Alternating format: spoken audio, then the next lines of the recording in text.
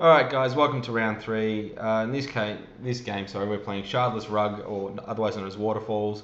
Michael Gredler's playing it against Reanimator.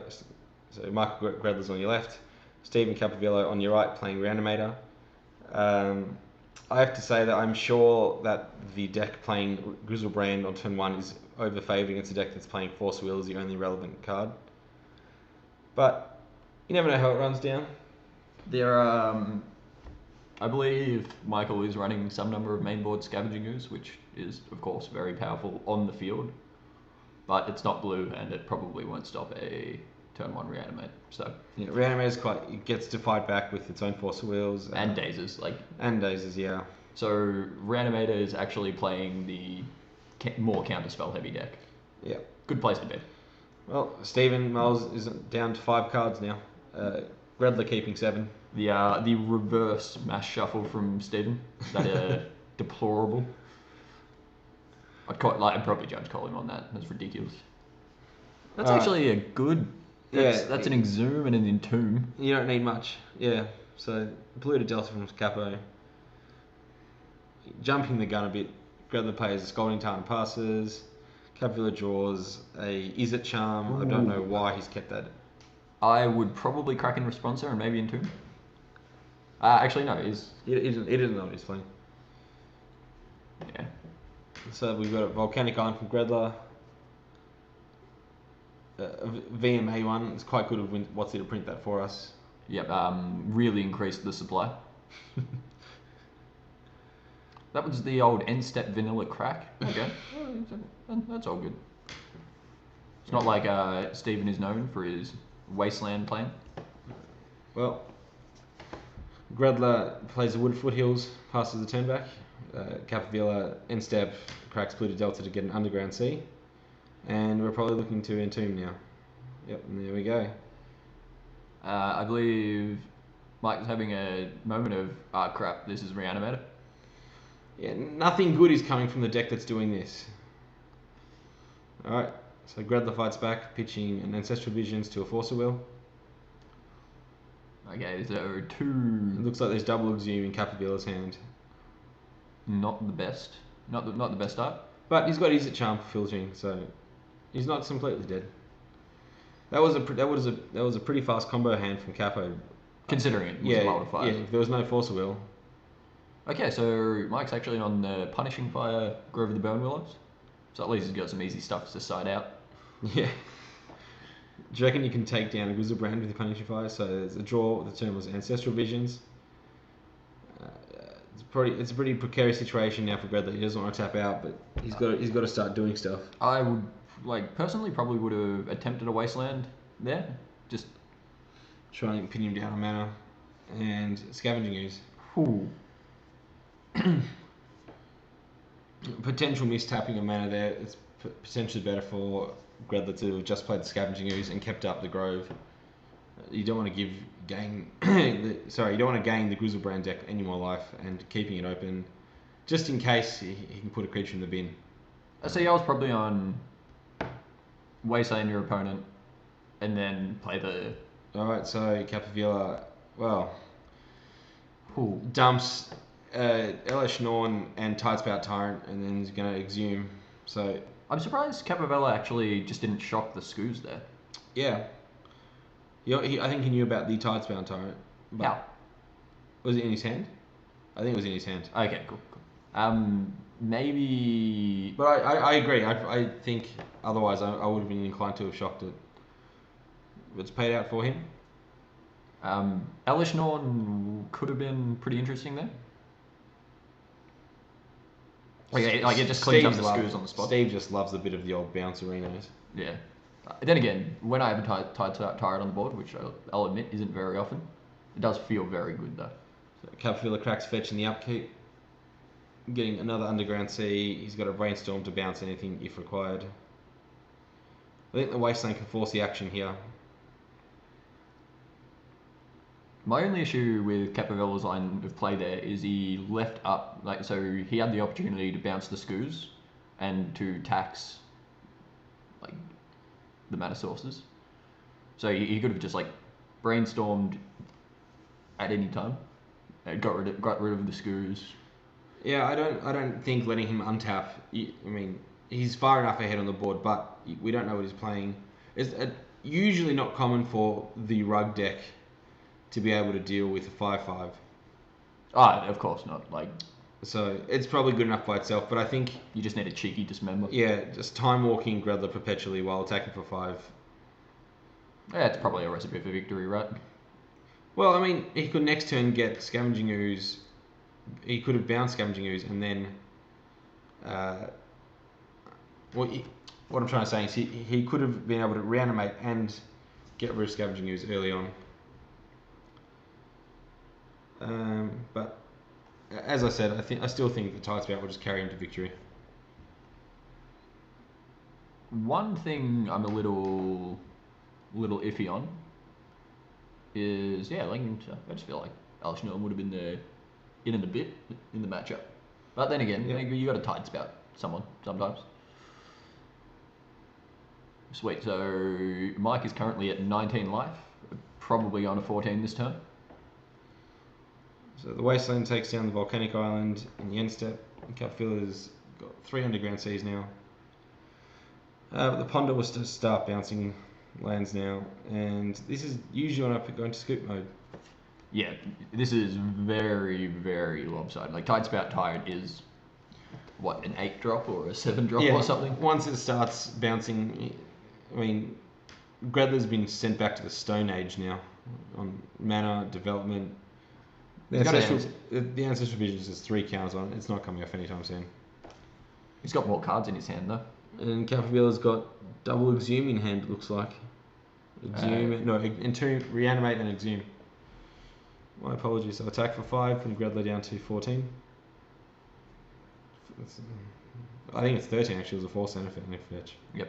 So Capo just shot back a Ponder of Days land. I probably would have been inclined to keep that because of how devastating Days Tidespout Tyrant is. Yeah, he's time walked him. He's time walked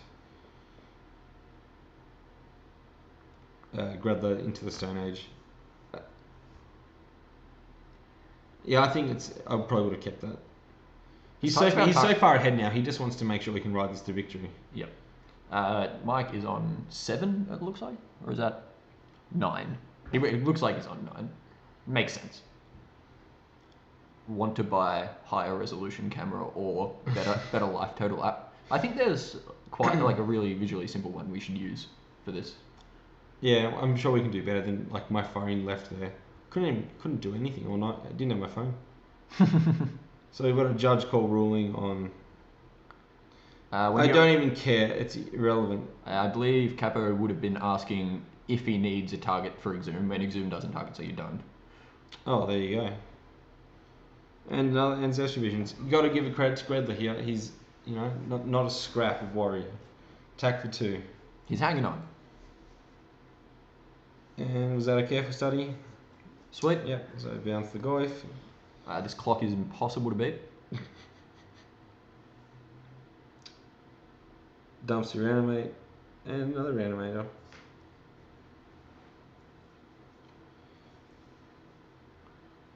I think I'm just casting Exhume now. Bouncing.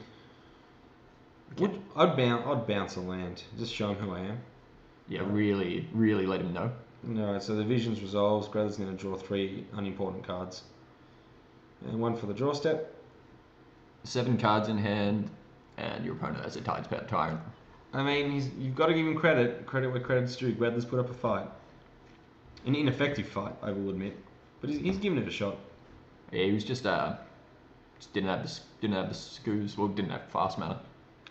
Yeah, Reanimator is really punishing now on basically every deck but Delver. Yeah. So he really played a Delver game plan right there. He resolved a blue creature that was well overpowered on turn 1 or 2. Attacked a bit. Wait, there's nothing good about Merfolk with a Pearl Trident. Alright, so it looks like he's taking out Show and Tells, or bringing in Show and Tells. Bringing in Pithing Needles for Scavenging Ooze because he's seen that blind. I think this is the usual Reanimator plan. They usually bring in some number of anti-hate cards because their deck is so simple, narrow-minded, and stupid. Alright, so let's see. On Gredler's side of the table, in Rug colours, what are we looking to keep? So there's Tormod's Crypts, Grafdigger's Cage. They're the cards usually played in this sort of archetype. Red Elemental Blast, I see him thumbing there. I highly advise to bring that in. Yep, tap it, bring it in. Two Red Blasts. So would you just hunt cantrips with that? Like, what's your overall game plan there? I think you're trying to protect your hate pieces. Counter Show and Tell destroys the Tidespout Tyrant in a pinch. Okay, like, yeah, I suppose if Capo goes all in on like a Lotus Petal Show and Tell draw and gets his Tidespout Tyrant blown up. Yeah. And Reanimator usually sideboards into a Show and Tell playing postboard anyway when ley lines are an ever-present threat. Capo putting some sleeves in between his sideboarded out and sideboarded out cards and the rest of his sideboard. I believe that's tech. That's a Grave Titan right there. I think he's got zombie tokens separating them. That's what the green sleeves are. I've been bashed in the face by them quite a few times. Okay, so we've got a cage, it's good. And another pile shuffle. It's good, you know, got to count your 60 cards. See, I just count my sideboard, but I don't even count. I just cut 200 cards out. I just improve my draws by playing a 58 card deck postboard. With 4 Gitaxian Probe, we're down to 54 cards. 4 Street Wraith, 52 cards. Some of the baubles, we can play Yu-Gi-Oh! Yep, let's play Yu-Gi-Oh! Down to a 38 card deck. I only play Elder Dragon Highlander, so don't worry about it. What's your favourite commander? Well, What colour do you play? I always play Group Hug, so. Are you excited about the new commander spoilers? Always. I'm a big fan of multiplayer games. Yep. Multiplayer Magic the Gathering. I feel like a higher life total at the start makes the game more balanced. I find it much more skill testing format than Legacy 2. Because you never know what someone's going to rock up with. Well, that's just the thing. So, players looking over their opening hands now. Capovilla's got a Show and Tell in his hand. It looks like a Force of Will backup, and I think a Lotus Petal, but no, I think all he had was Lotus Petal as his mana source.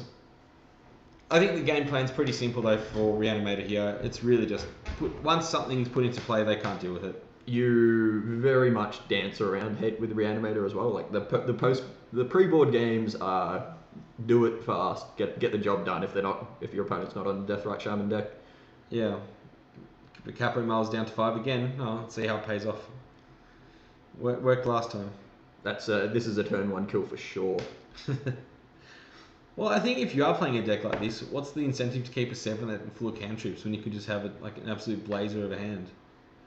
Alright, so it looks like Capo is keeping. I see a Petal and a Bloodstone Mire. It's a good start. Alright, so we're just got Tropical Island and a pass. Capovilla picks up an Exhume and plays a Bloodstone Mire, Lotus Petal. Are we doing something, boys? Your opponent. Yeah, like, is there any 1-drops in the Shardless Rug deck? I can't imagine. Like they just don't play cheeky Deathrites or something. I don't like that Brainstorm early on. I mean, he could have brainstormed with the Petal, and then cracked the fetch land. I don't know that I like the turn 1 brainstorm anyway. Oh, cheeky reordering. I can appreciate the play pace though. Alright, so end step Gredler's gonna brainstorm. So this means he's probably got a 2-drop he wants to deploy or is looking for one. So his opponent's on a Mulder 5, he's probably thinking about deploying a threat early and then keeping his opponent off. Yeah, there's a Ponder to shuffle if need be. Which is always the worst Ponder, but doesn't feel fantastic. You gotta do what you gotta do. Oh, he's got a fetch. Is that a fetch land? Yeah, Misty Rainforest. So Gredler goes down to 18. I'm probably going to search up a Volcanic Island now. Very, very telegraph strategy from our Reanimator every time. It's that combination of fast mana and looking like a hobo. It's the combination. So There's a ponder potentially just still looking for hate pieces. Well, there's a pretty good one. Scavenging Ooze. Alright, so there's a force as well, so I think that's quite a good keep there. Ooh. And a Grafticus Cage. Ooh, he's drawn a spicy one this time. Alright, so it's going to dampen the plans Reanimator, but as we said, they bought into show and tell post board. And Capo, being the powerful magician he is going to rip it off this ponder for sure. Is there a blue card in hand for... What is that card he's thumbing? Is that Fire Covenant? Surely not. Well, like, I don't know, he can't cast it. Maybe. This waterfall deck is like something I would possibly be interested in trying out. So Kappa sees a show and tell On the top of the library.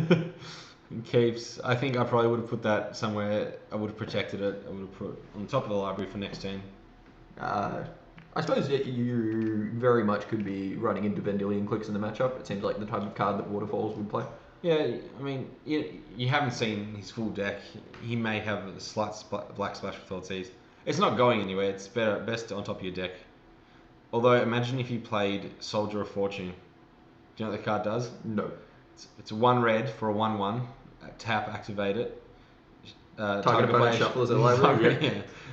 Outside of that, I think you're okay. Or Portent, you can reorder your opponent's top 3 cards of their library.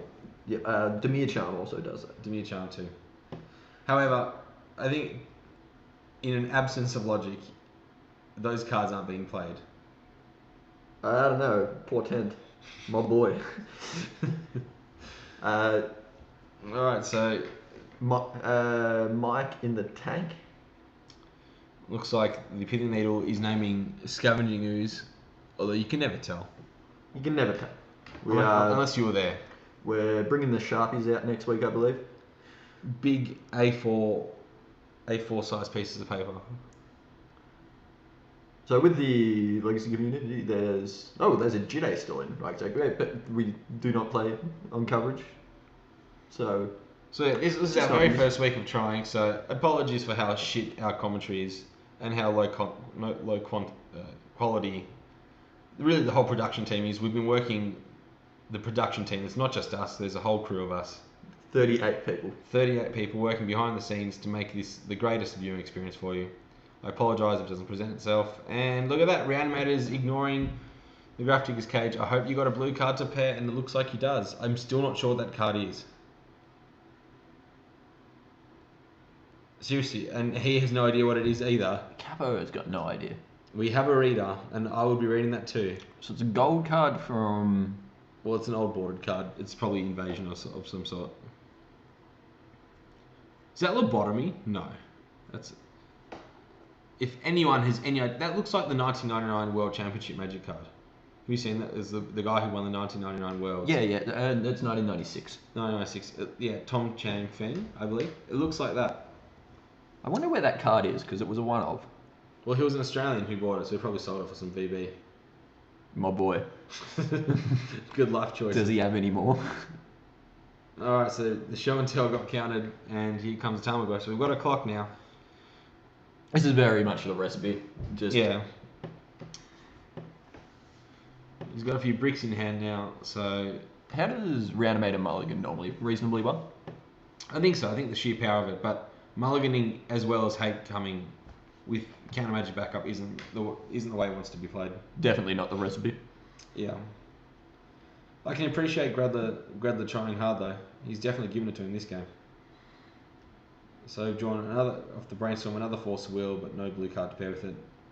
There's a Bloodbraid off, so he could Cascade just into more hate. I think you probably... You cast in something next turn, so you keep Row Shardless Age and put Force back, or do you just keep Force blue card in your hand? I think we're keeping... I want to Cascade into Cascade. Oh, you want to live the dream? Yeah, I'm putting something on top. Cascade past. Alright, so attack for probably a healthy amount. 1, 2, 3, 4, 5. I think it's 3 on the Goif, 2 on the Skoos. Yep. Capo being sad because he doesn't have 7/7 in play on turn 3. Alright, Bloodbraid Elf, how are we going to go? Cascades into True Name Nemesis. Oh, the synergy. That actually It does can't not ex- work like that. It gets exiled and then cast. There we go. Whereas something like a Birthing Pod puts it directly into play from the library. I've got to say, I would have missed that 100 times out of 100 times. I wouldn't have even thought about that. Well done to Kappa for picking up an incorrect. Well, you got to play to your outs, and sometimes your out is your opponent making Sometimes mistakes. your out is just lying about how a card works. And you got to do what you got to do. So Kappa looks firmly in the driver's seat, but you never know it could go badly. It's like when you rock up at Maggers at late night and someone goes, "Is this your order?" The answer is almost always a default yes. Alright, so Gredler takes game 2 down with relative ease. Kappa showing him a handful of Reanimator. Incredible! The Reanimator deck has all these reanimating spells. Grafdigger's Cage is a good sideboard card. I suggest bringing it in against Michael Webb playing Storm. And Sean Brown playing Dredge. Would you bring it in? Yeah. Give it a thing. Think about it. He might play Misstep. Grafdigger's Cage, if SCG was based in Melbourne, Grafdigger's Cage would be about $45 each. Yep. Foils would be going for roughly an arm and a leg. Sometimes the kitchen sink is just worth it. Yeah. Also plays around the occasional Birthing Pod. Does. There are some Nick Fitters out there. There are some Nick Fits. It's interesting. No Nick Fit players play Birthing Pod. I feel like I would. I couldn't help myself. If I was in the market to play a bit of grindy creature magic that wasn't goblins, I'd be in the market for it. Yeah. Played in Goblins, mate. Birthing Pod in goblins, make your ringleader always hit. Ringleader to siege game commander. Be still my beating heart. Be still my beating heart. Alright, so looks like a bit of change to the sideboard. Gredler's pretty happy with his performance in game 2. I would be too. I like it. You got to show the combo players who you are. Yeah, you got to let them know sometimes. They can't just run these streets. Alright, so on the play, Capovilla's bringing in some dazers and engineered explosives. I can dig it. Yeah, Reanimator will often have a Bayou. Capo definitely has a Volk. So he's getting that to sometimes 3. I feel like 2 is the relevant one. Or he's just bought it in a way to deal with Grafdigger's Cage, which is completely reasonable. Yeah. Engineered explosives being the versatile beast it is. It must be nice that your deck can board into anti-hate. Yep. Or hate anti-hate, rather. Permanent hate. Permanent anti-permanent hate. Yeah, permanent hate, just like the hate in all our hearts. There is not. I do not have enough hate in my heart for Reanimator. No room. Alright, so what are we looking at? So maybe Capovilla will keep 7 cards this time. I see a land, I see a daze, I see a ponder, I see a force. He's got to reanimate. Things are looking good. The young son. The boy. The boy. And what's Gredler working with? Is that a surgical? Second from the right? Cascade into surgical could be awkward. Then again, you do get the option to not cast it. Jeez, Capo's got a good hand. Turn on Needle. I presume on Scoos, using the same piece of paper. Would you name a fetch land in the dark? Imagine if you got him. I do love getting people got. Right. Oh, Thoughtseize. Now start tearing the hand apart. This is a disgusting draw, and it's why I'm such a fan of the deck. It's really quite a skill testing deck when it has draws like this. Mate, you just started attacking with 3-2s, and now you're hating combos. Is this your first time against a combo, mate? Yeah, it must be. Yeah. It's definitely never been my user being the buy. That's interesting. Like, again, pitching that card that we have no idea what it is, and well, he's free. He can play through a day. Sorry.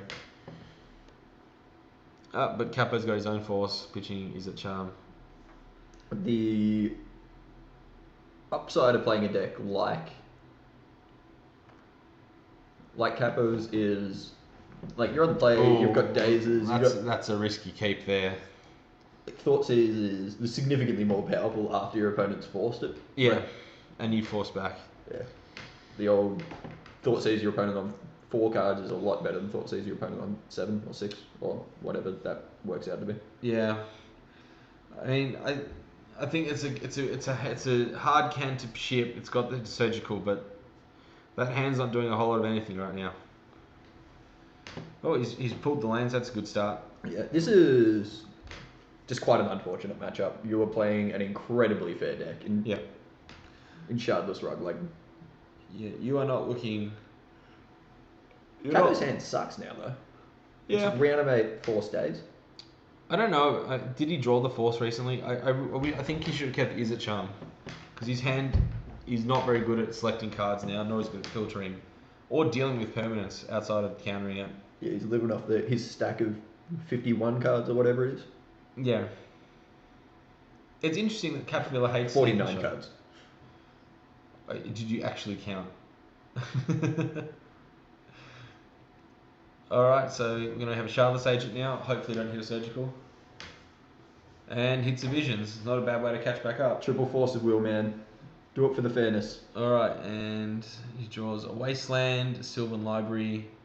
Entomb Reanimate. Get out of town. With Force backup. Capo, what are you doing to me, love? Yep, I'm sure he's thought long and hard about this. He said, which of my 8 costs will I put into play? The one that wins the game or the one that wins the game? It's interesting Capovilla didn't entomb in response to the Ancestral Visions. I think I probably would have tried to do it before. Yeah, well, like, if he's drawing a Force, he's drawing it when he A-calls, right? Yeah, but then he doesn't have to fight perhaps 2 Force of Wills. Yeah. Okay, like, that's a small alter and lines of play, but what if... Nah, I can't think of much. Easier to commentate, obviously much harder to play. Yeah, turns out Hindsight's the best Magic player I've ever met. Yes. No, the best Magic player I ever met was a person playing EDH. Tribal Kithkin EDH. Ooh, powerful. My favourite's Tribal Dogs. Tribal Dogs. There's not many, but you can make it work. Yeah, there's enough. Well, you have to have a very reasonable definition of a dog, so you can have hounds. Jackal Pup. Jackal Hound. Jackal Familiar. Boris Dogs. Is that actually a card? No, I think Boris Dogs has the most dogs in it. Ah, yeah. What? Izumaru. Whew. What's a cat? Alright, what are we going to cascade into against a 7/7? Into a Brainstorm. Not the worst, not the worst. Not the blurst. Yeah, unfortunately, Mike's hate is very much stopping the reanimation. Like, his options to kill and already resolve Griselbrand are reasonably minute. I think everyone should just start playing Mana War. Yeah. Just start bouncing. Sting Scourger 2, cheaper, but you gotta pay the Echo. How much does Sting Scourger cost? 2? 2, but Echo of 4. You're never paying the Echo, though, are you? So unreasonable. It's good against Exhume. You'd let it die, and then when they Exhume, it comes back in and bounce it again. Mate, why aren't I playing it? Ugh. Actually, I think it's underplayed. Maybe I should play one. I'll sideboard into it. Yeah, sideboard Sting Scourger. I've never main deck Sting Scourger. Maybe just once. Alright, so now this is when Reanimator really becomes a tough deck to play, when he's about to draw upwards of 7 cards. Ancestral Revisions makes you jump through a lot of hoops with deck construction. So does Griselbrand, but one is significantly more powerful when it does its thing. And I think, you know what, I really like Capovilla's line of play here. He's just going to attack 3 times. He doesn't need to draw 7 cards right now. He's got his Force in his days. If he needs to, he can draw 7. Yeah. Then again, this is a reasonably fast clock. Like, he's currently outpacing Griselbrand by doing 1 damage a turn. Yeah, but he's also gaining 7 life. Yeah, so he's swinging for 8. Kappa's gaining 7. Yeah, unfortunately. Unfortunately, Mike is not gaining 7. Alright, so it looks like he's going to float 1 and daze the... Interesting. Who knows what that's a wonderful proxy now. I'm not even going to guess. I would assume it's only Siege Gang Commander. Surgical Extraction. Oh, how'd you work that out? It's written on it. You can read that? Yeah. Man, get amongst it. So it takes out the 4 Reanimates, which is he may as well just duress himself at this stage. I mean, it's not being mean. It's just a bit too late against the Reanimator. Well, Reanimator's a skillful deck. You know, you really have to think hard about what you're going to do. Ooh, and another blue card for the Force. And a Daze as well. Just in case he was thinking about getting back into the game. Tell you what, sometimes Reanimator gets you. I mean, it's not likely to matter, right? Griselbrand could have just drawn another 7. Probably would find a blue card in that. Right, here's the Then third. again, I don't think I would beat this deck with any fair cards. Like, this is going off. This deck at this point is popping off. It's just... Punishing fire for all your little decks. Yeah. It doesn't play Abrupt Decay, though. And that's the end.